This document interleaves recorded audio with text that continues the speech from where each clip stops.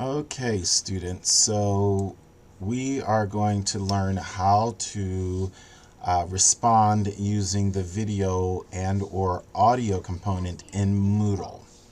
So the first thing you need to do when you log into an assignment that requires you to give a response with a video or audio component, you need to make sure that you know how to do it. So, for example, in activity number 4, chapter 1, assigned reading, which has already been done, some of you stated that you didn't know how to do it. There's a couple ways that you can do it, depending on the system that you're using, depending on the actual platform that you are on, in terms of Google or some other Safari or something like that. They all kind of look a little different, so you might have to do a little bit of extra steps here or there. But you would obviously click on the assignment. So let's say this is one of my peer groups assignments, and I'm supposed to do some kind of a reply. So when I look up here, I don't see a reply all of a sudden. So then in that case, when you are in that circumstance, you will definitely want to make sure that you hit the reply button.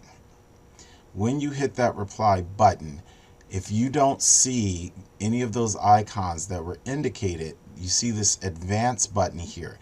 That will then give you more options. And when you are in that advanced button, that's where you will see the video icon and you will see the audio icon to record your audio. Remember, you only get 2 minutes when you're doing in-house stuff that's in Moodle.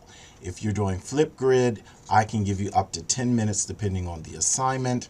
If you are doing something that's in Connect, you don't really need to do a video or audio response, because those are external, what they call third-party platforms that you need to follow whatever their processes are. But in Moodle, that is in-house here on our campus, and that's how you will find it. Once again, I'll go back just as a quick reminder. Some systems will allow you to see it the second you hit reply or new discussion, whatever it is. But in this case, as you can see, there is no icon or anything present. It only gives you the box to type in.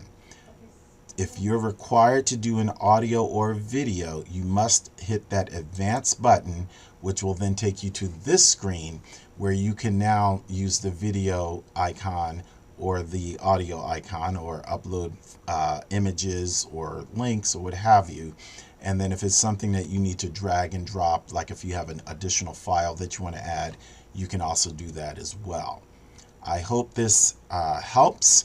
I know working in technology sometimes can be a little bit of a challenge, but that's how we learn, and we learn from our mistakes. So if you didn't know how to do it, now you do.